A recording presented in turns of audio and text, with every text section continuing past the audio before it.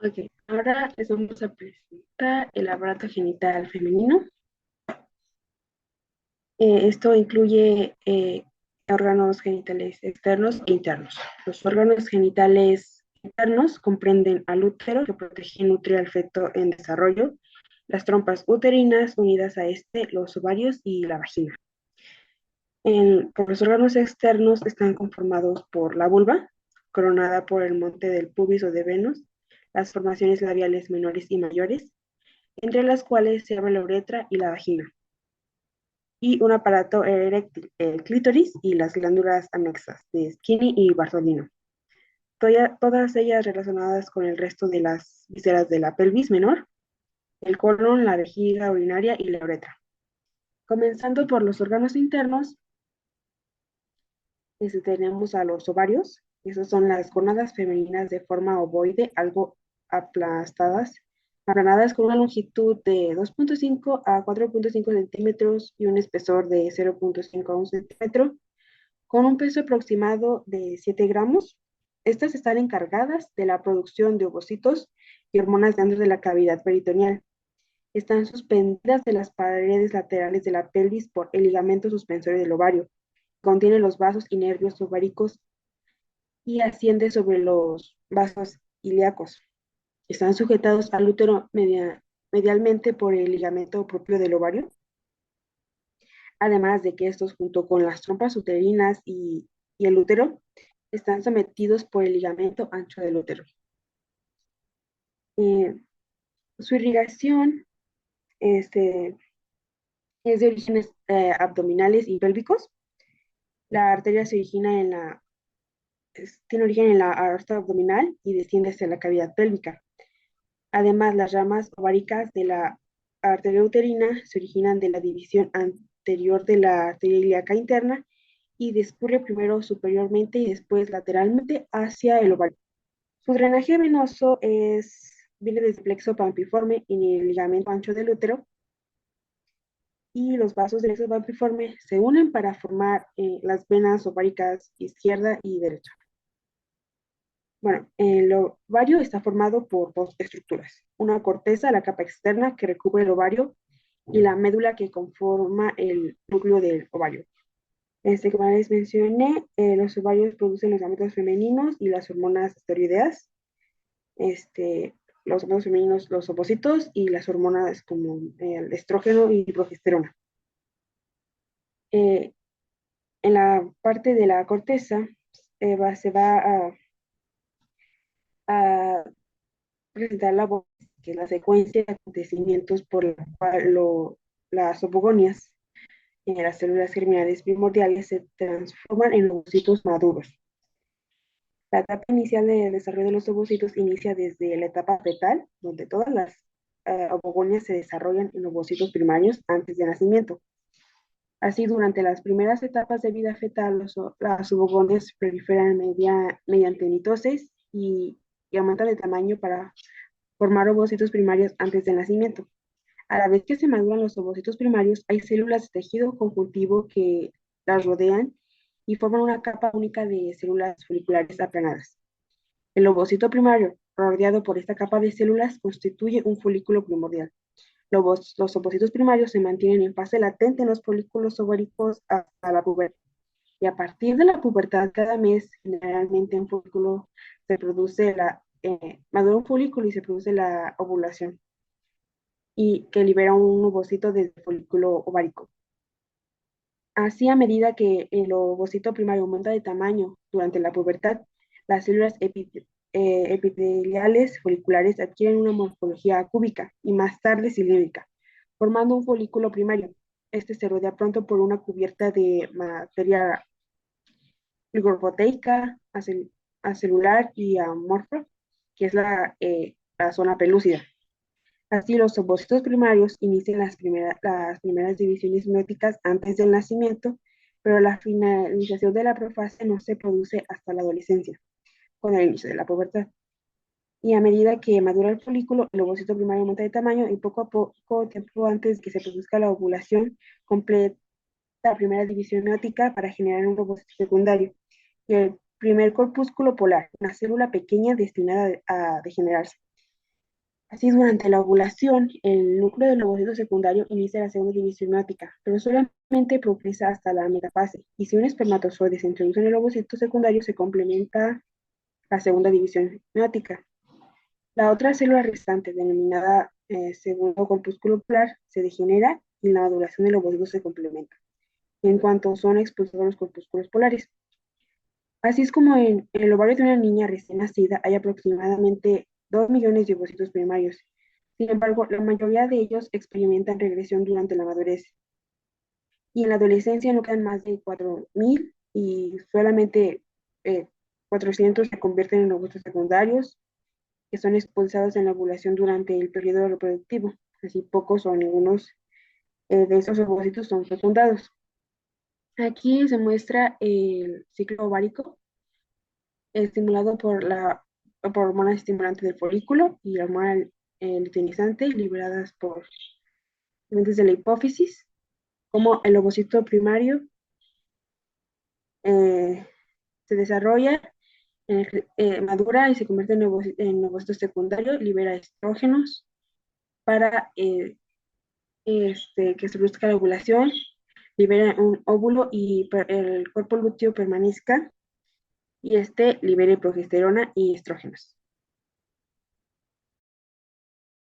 Muy bien, posteriormente tenemos las trompas uterinas, que son conductos tapizados por una mucosa extendido desde la extremidad tubárica del ovario hasta el cuerpo del útero. Aproximadamente miden de 10 a 12 centímetros de largo al finalizar el crecimiento. Se dividen en primero fimbrias que envuelven al ovario para capturar el ovocito. Después tenemos al infundíbulo, posteriormente la ampolla, donde los ovocitos secundarios expulsados suelen ser pues fecundados. Aquí está el istmo, que es más estrecho, y la porción uterina. Se encuentran suspendidas estas trompas em, en el ligamento ancho del útero, que se extiende desde lo que es la cara lateral del útero a la pared de la pelvis. Se divide en mesometrio, mesosalpix y mesovario. En el mesosalpix es la parte del ligamento ancho del útero superior al mesovario, compuesto por las capas que recubren pues las trompas uterinas, que son estas de aquí. Vamos a hablar de ellas. La tercera, las tres capas. La primera es una serosa externa, la que le sigue es una muscular interna de músculo liso, que es esta que podemos ver aquí, y una capa de mucosa. Aquí tenemos a lo que es el útero, el cual es un órgano muscular de pared gruesa y configuración piriforme que tiene por término medio una longitud de pues entre 7 y 8 centímetros y también una anchura de 5 a 7 centímetros en lo que vendría siendo su parte superior y un grosor parietal de 2 a 3 centímetros. Este es suspendido lateralmente por sus conexiones con las trompas uterinas y por lo que es el ligamento propio del ovario y su unión a este mismo ovario. Está situado en la parte superior de la vagina, situado entre lo que es la vejiga urinaria por delante y por detrás tenemos al recto, irrigado por la arteria uterina y drenado por la vena de igual forma denominada uterina. Está formado por dos partes principales, que es lo que vemos aquí. Este, Aquí podemos ver al cuerpo, que constituye los dos tercios superiores, y por debajo el cuello uterino, que representa al tercio inferior, con una configuración cilíndrica, que es lo que vemos aquí. Y la porción intermedia entre estos dos precedentes eh, se denomina istmo uterino. Es algo estrechada y pues ya. Además del fondo, la parte que se extiende superiormente a las uniones de las dos trompas uterinas, o también llamados cuernos del útero. Las paredes del cuerpo del útero están formadas por tres capas que ya conocemos. Perimetrio, que es esta que se ve aquí. El perimetrio es lo que viene siendo la capa externa, fina cerosa del peritoneo, que se une firmemente a esta segunda capa, que se llama miometrio, es la capa gruesa de músculo liso. Y esta línea que se distingue aquí, que es de un color un poco más intenso, es el endometrio, que es la capa interna fina que prolifera de manera significativa durante la primera mitad de nuestro ciclo menstrual, preparándose para una posible implantación de un embrión. Si no llega a cabo la fecundación, el endometrio degenera y se desprende durante los días de menstruación, que podrían ser entre 3 y 5, o incluso más o menos dependiendo. Y esto marca el inicio del siguiente ciclo menstrual. Durante la fase secretora del ciclo menstrual se pueden distinguir microscópicamente tres capas de este mismo endometrio. Dado que es una secuencia de cambios morfológicos y sobre todo funcionales durante los 28 días promedio del periodo de una mujer. Ahora, ¿por qué promedio? Porque puede durar más o puede durar menos. Este se divide en cuatro fases. La fase menstrual, con la descarga de la capa funcional del endometrio uterino, como ya habíamos dicho, la fase folicular, en la que se regenera el revestimiento endometrial del útero, y la fase lútea, con la estimulación de la evolución del ovocito, en la que el cuerpo lúteo produce grandes cantidades de progesterona y estrógeno, las cuales son hormonas. Y por último, la fase isquémica, si no se produce la fecundación, el cuerpo lúteo degenera para dar inicio a la menstruación y pues comienza un nuevo ciclo. En esta imagen podemos distinguir la capa funcional, que es esto de aquí, es la que se degrada en cada menstruación, y aquí abajo tenemos a la capa basal, que experimenta cambios funcionales.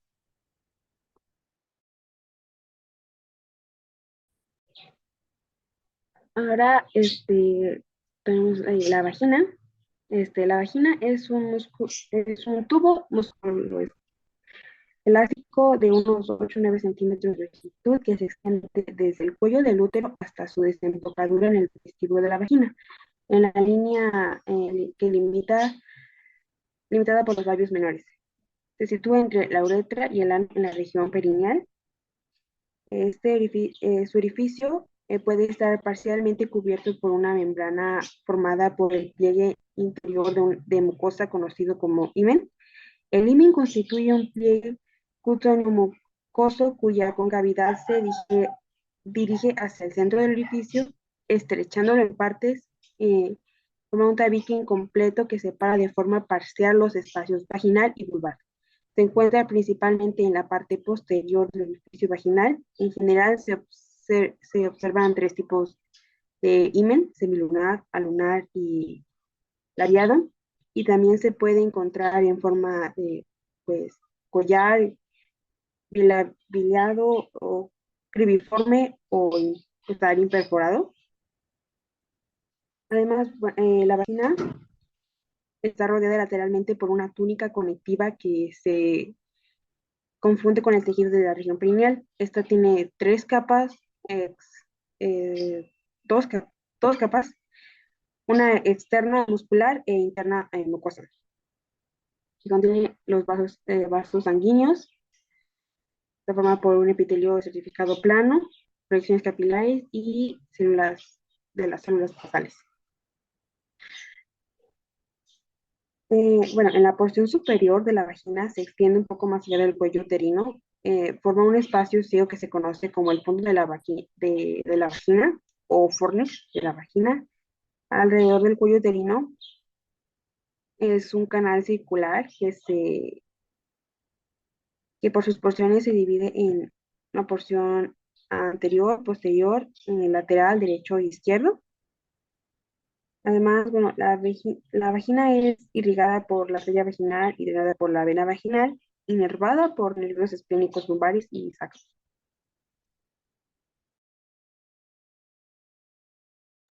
Muy bien, ahora tenemos a los genitales externos.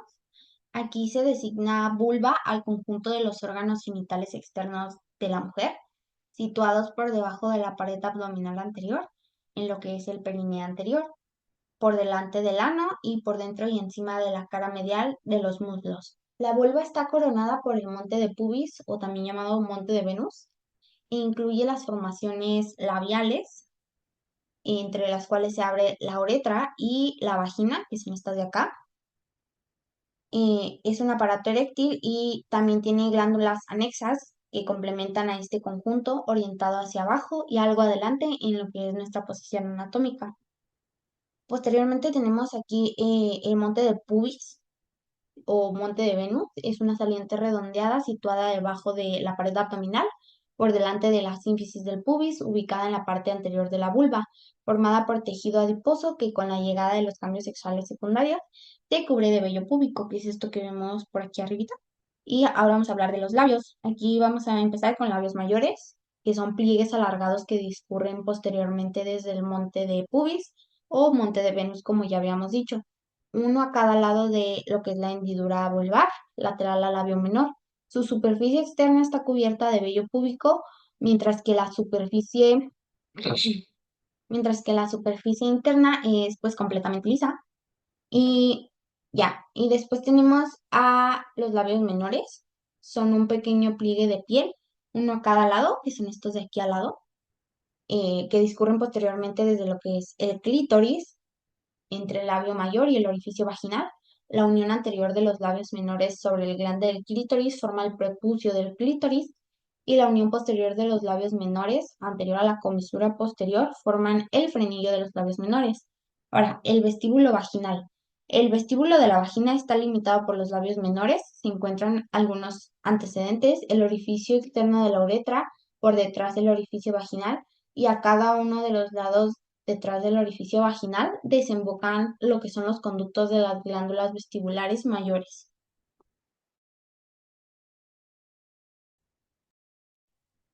Respecto al aparato eréctil que comprende el clítoris y los bulbos del vestíbulo, el clítoris es una estructura importante en la excitación sexual femenina.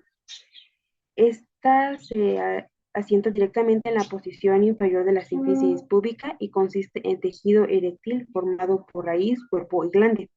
Contiene dos bulbos cavernosos fijados a él por el pilar del clítoris a las ramas isquiopúbicas. En cambio, los bulbos del vestíbulo de la vagina es un cuerpo consistente en una masa alargada de tejido eréctil, situados a ambos lados del orificio vaginal, unidos anteriormente por una estrecha banda media que a continuación se expande ligeramente para formar el glande del clítoris. Como complemento tenemos las glándulas anexas, son las glándulas de Skinny y las glándulas de Bartolino. Las glándulas de Skinny a cada lado de la uretra y las glándulas de Bartolino a cada lado del orificio vaginal. Estas secretan un líquido que lubrica la mucosa genital en respuesta a estímulos sexuales y la inflamación de esta se denomina bartolinitis. Muy bien, ahora vamos a hablar de la mama femenina como complemento. Esta se extiende aproximadamente desde la segunda a la sexta costilla y desde el esternón medialmente hasta lo que es la línea axilar media lateralmente. El tejido de la glándula mamaria se encuentra en lo que es el tejido subcutáneo. Histológicamente es realmente una glándula sudorípara modificada que se desarrolla bajo influencia hormonal y es sostenida por haces de pues lo que es tejido fibroso aquí, denominados ligamentos suspensorios de la mama o ligamentos de Cooper. El pezón normalmente se encuentra aproximadamente en el cuarto espacio intercostal, que es por acá, y está rodeado por esto que se ve aquí, que es una areola pigmentada, y la arquitectura glandular incluye las siguientes características, que son alvéolos secretores, las células en los lobulillos de glándulas tubuloalveolares liberan leche a través de mecanismos merocrinos, en los que la proteína producto de secreción se libera por exocitosis, y apócrinos, en los que el componente graso de la secreción se libera en gotitas envueltas por membrana. También tenemos los conductos intralobulares, que recogen las secreciones alveolares y las conducen a lo largo de los conductos interlobulares. Los conductos interlobulares se unen en unos 15 a 25 conductos galactóforos, lactíferos, y los conductos galactóforos drenan la leche hacia el pezón y presentan segmentos dilatados, justo profundos al pezón, denominados senos galactóforos. Esta areola es la piel circular pigmentada que rodea el pezón y contiene glándulas sebáceas modificadas, glándulas sudoríparas y pequeñas glándulas areolares, que también pueden ser denominadas como de Montgomery. Y el desarrollo de la mama se realiza bajo control de lo que es la prolactina, hormona de crecimiento, estrógenos, progesterona y adrenocorticoides. Durante la gestación, los niveles elevados de prolactina, estrógenos y progesterona aumentan el tamaño de esta. La lactación ocurre cuando los niveles de estrógenos y progesterona caen dramáticamente al nacer, mientras que los niveles de prolactina se mantienen altos y los niveles de oxitocina aumentan para estimular la liberación de lo que es la leche. Aquí, como ponemos, está compuesta por glándulas mamarias, tejido graso y tejido conjuntivo. Las glándulas mamarias, también llamadas lóbulos, producen leche para alimentar a los recién nacidos.